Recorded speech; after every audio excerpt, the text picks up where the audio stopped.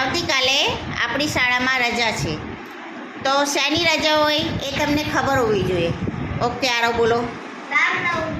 સરસ, રામનવમીની રજા રહેશે. તો રામ ભગવાન વિશે તો આપણે કૃષ્ણ વિશે બધી માહિતી ખબર હોય, પણ રામ ભગવાન મર્યાદા પુરુષોત્તમ રામ હતા. એમના પિતાનું નામ દશરથ રાજા હતું. એમની 3 માતા હતી, કૌશલ્યા, કૈકેયી અને સુમિત્રા. એમને 4 ભાઈ હતા, રામ પોતે, લક્ષ્મણ, ભરત, શત્રુઘ્ન, એમ કરીને એમની 4 ભાઈઓ હતા.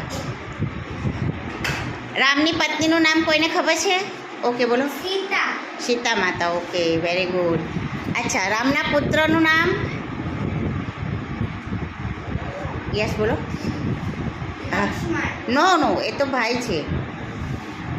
જો, એટલે તમારા મમ્મી પપ્પા તમને આટલું બી ન સમજાવે. ઓકે બોલો. શું?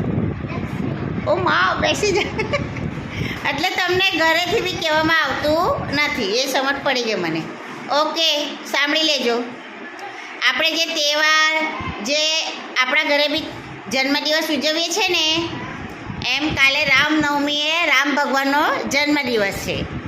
એમના પુત્રોનું નામ હતું લવ અને કુશ. નામ તો સાંભળ્યું છે ને? હા, એટલે યાદ રાખજો બરાબર. લવ, કુશ એમના પુત્રનું નામ. પત્નીનું નામ સીતા માતા. ભાઈઓ એમની સાથે મળીને 4 ભાઈઓ. એવી રીતે તમને ધ્યાન આવવું જોઈએ, બરાબર?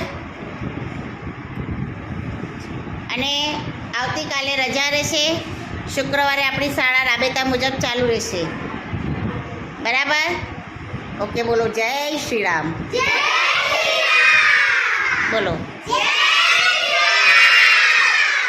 બોલો.